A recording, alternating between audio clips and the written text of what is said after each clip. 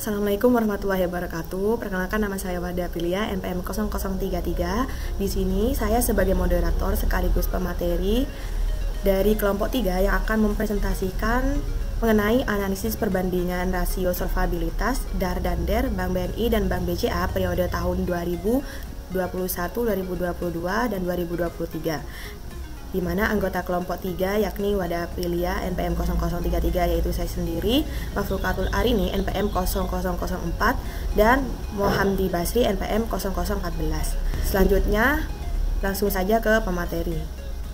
Baik, di sini saya akan menjelaskan latar belakang dan karakteristik utama dari Bank BNI dan Bank BCA.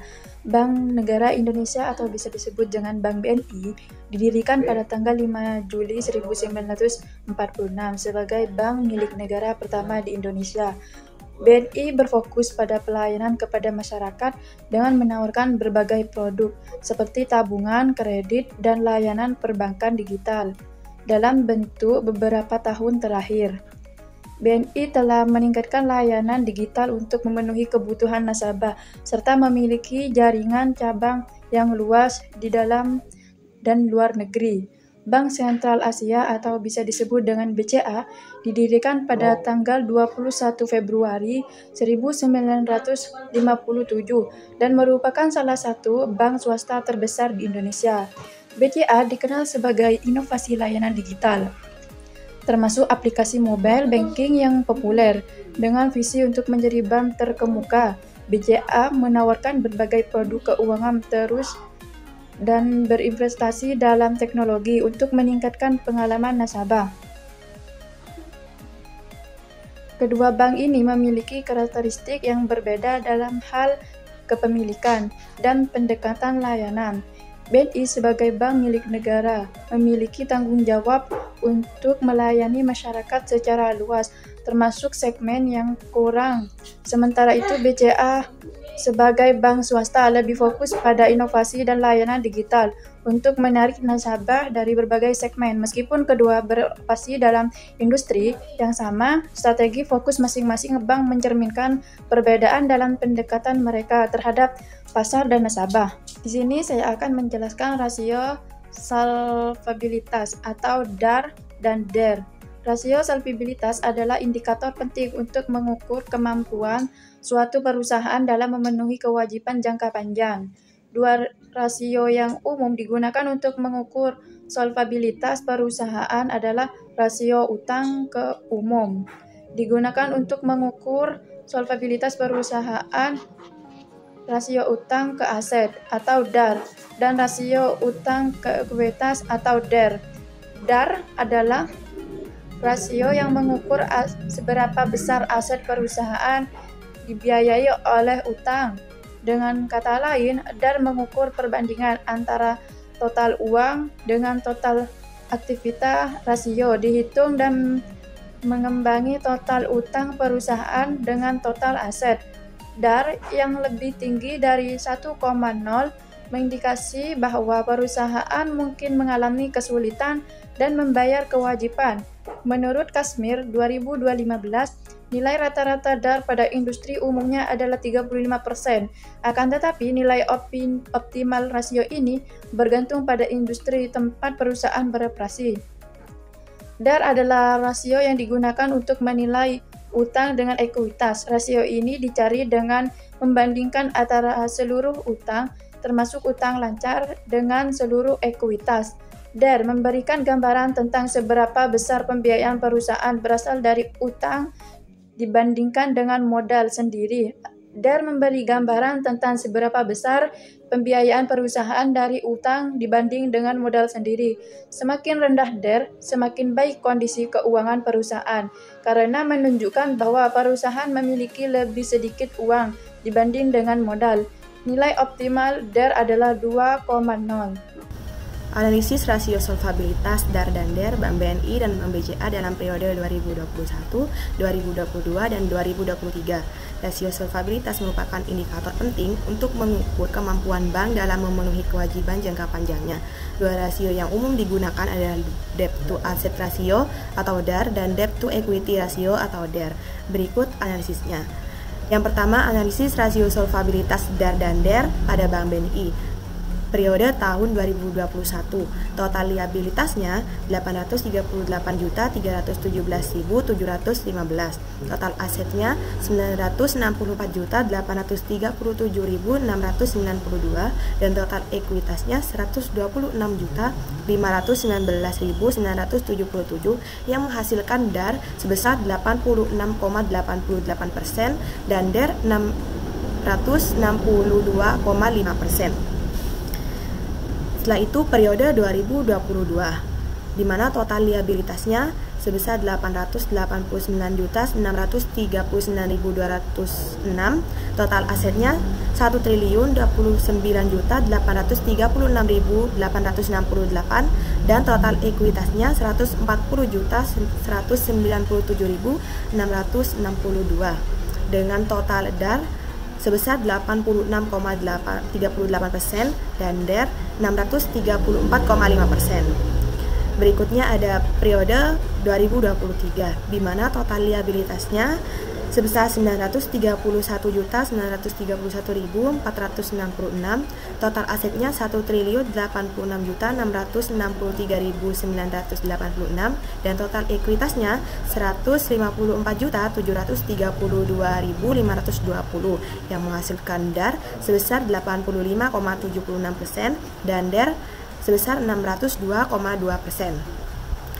Dari data berikut terlihat bahwa DAR dan DER Bank BNI mengalami penurunan dari tahun 2021 hingga 2023. Penurunan DAR menunjukkan bahwa Bank BNI semakin sedikit bergantung pada hutang untuk membiayai asetnya. Sementara penurunan DER menunjukkan bahwa Bank BNI berhasil mengurangi leverage keuangannya yang dapat meningkatkan stabilitas keuangan bank.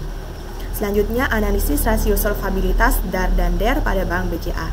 Pada periode 2021, total liabilitasnya sebesar 1.019.773.758, total asetnya 1.228.344.680, total ekuitasnya 202.848.934 yang menghasilkan DAR sebesar 83,02%.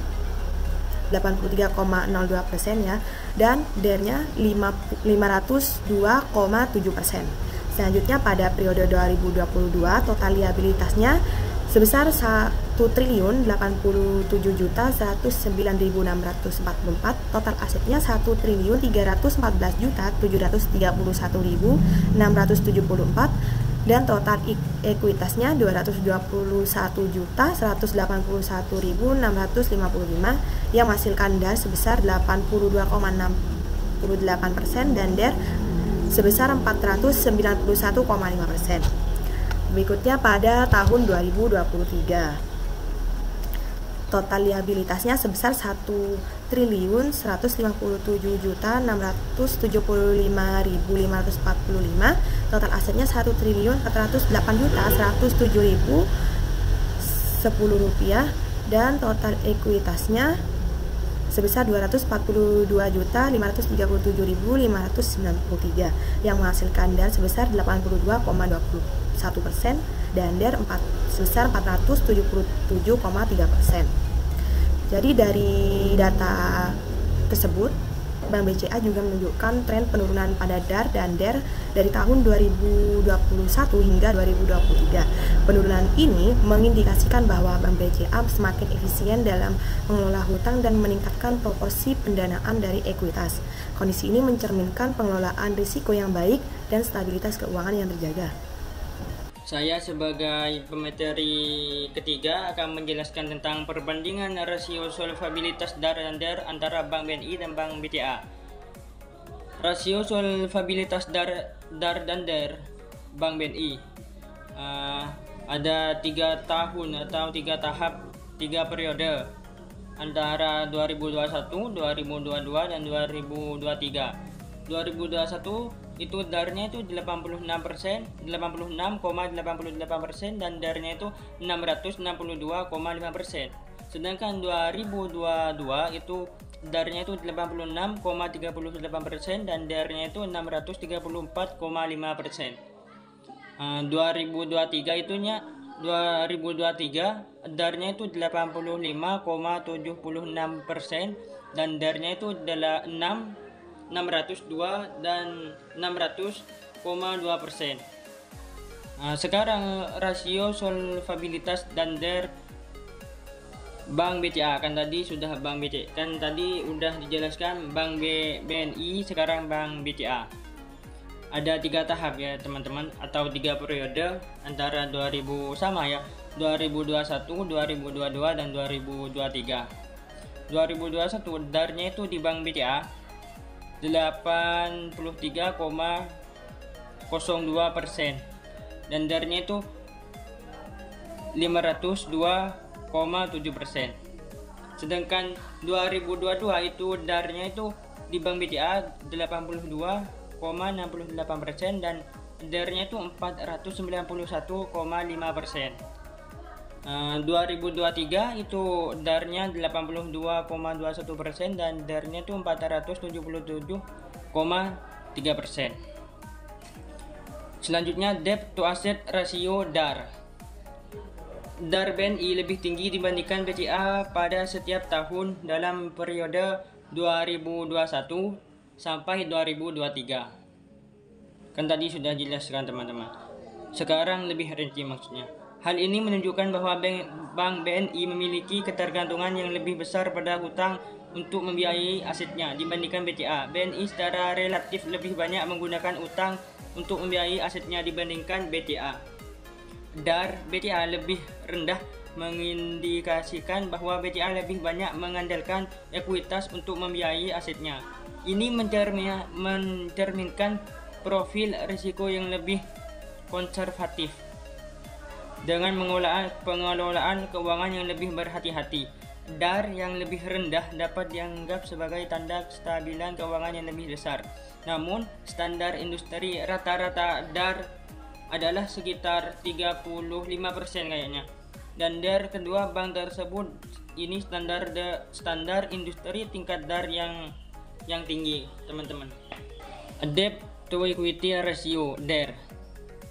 DAR BNI juga lebih tinggi dari BCA, menunjukkan bahwa BNI memiliki leverage yang lebih besar. Meskipun DAR BNI mengalami penurunan, tetapi lebih tinggi dibandingkan BCA, teman-teman.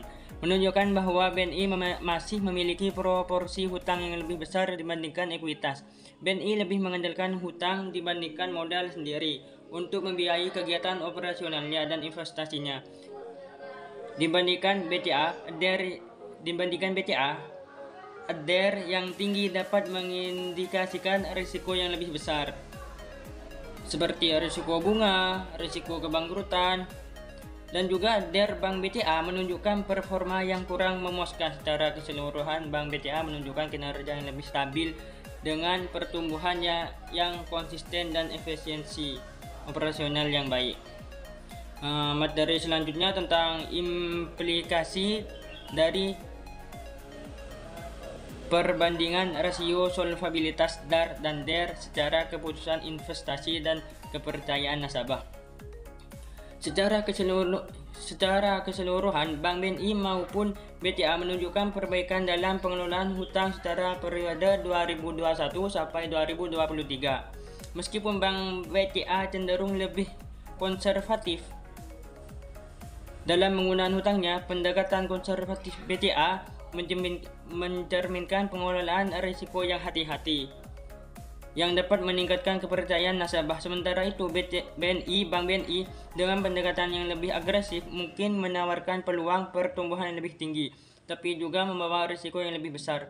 Perbandingan risiko solvabilitas seperti debt to asset ratio DAR dan debt to equity ratio DAR memiliki implikasi penting bagi keputusan investasi dan kepercayaan nasabah. Rasio yang lebih rendah pada BCA menunjukkan ketergantungan yang lebih sedikit pada hutang, memberikan rasa aman bagi nasabah. Sebaiknya BNI dengan rasio yang lebih tinggi dapat menarik investor yang mencari imbal hasil lebih besar meskipun dengan risiko yang lebih tinggi. Itu teman-teman. Jadi kesimpulannya, dalam periode 2021 hingga periode 2023, baik Bank BNI maupun Bank BCA menunjukkan perbaikan dalam rasio solvabilitas yang diukur melalui debt to asset ratio atau DAR dan debt to equity ratio atau DER. Bank BNI memiliki DAR dan DER yang lebih tinggi dibandingkan Bank BCA, menunjukkan ketergantungan yang lebih besar pada utang. Meskipun kedua bank mengalami penurunan dalam rasio solvabilitasnya, Bank BCA menunjukkan pengelolaan utang yang lebih efisien dan konservatif, mencerminkan stabilitas keuangan yang lebih baik.